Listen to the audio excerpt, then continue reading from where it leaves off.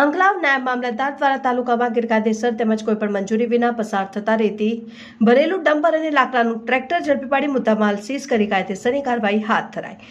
આણંદ જિલ્લામાં માર્ગો પર રોયલ્ટી વિના ખનીજની હેરાફેરી કરતા ડમ્પરો ટ્રેક્ટરો માથેલા સાણની જેમ ફરતા હોય છે। આ ડમ્પરોના લીધે કેટલાક વાહન ચાલકો અને રાહદારીઓએ પોતાના જીવ પણ ગુમાવ્યા છે। આંકલાવ તાલુકામાં ગેરકાયદેસર અને કોઈપણ મંજૂરી વિના રેતી માટી ભરેલું ડમ્પર અને લાકડાનું ટ્રેક્ટર જોવા મળી રહ્યું છે અને આંકલાવ નાયબ મામલતદાર દ્વારા તાલુકામાં ગેરકાયદેસર તેમજ કોઈપણ મંજૂરી વિના પસાર થતા રેતી ભરેલું ડમ્પર અને લાકડાનું ટ્રેક્ટર ઝડપી પાડી મુદ્દામાલ સીઝ કરીને કાયદેસરની કાર્યવાહી હાથ ધરાઈ।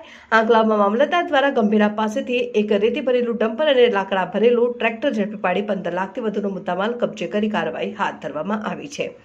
જિલ્લા ખાણ ખનીજ વિભાગની કામગીરીમાં અનેક પ્રશ્નો ઉભા થવા પામ્યા છે તો ફોરેસ્ટ વિભાગની રહેમ નજર હેઠળ જોવા મળી રહ્યું છે, ત્યારે આંકલાવ મામલતદાર દ્વારા કાર્યવાહી હાથ ધરવામાં આવતા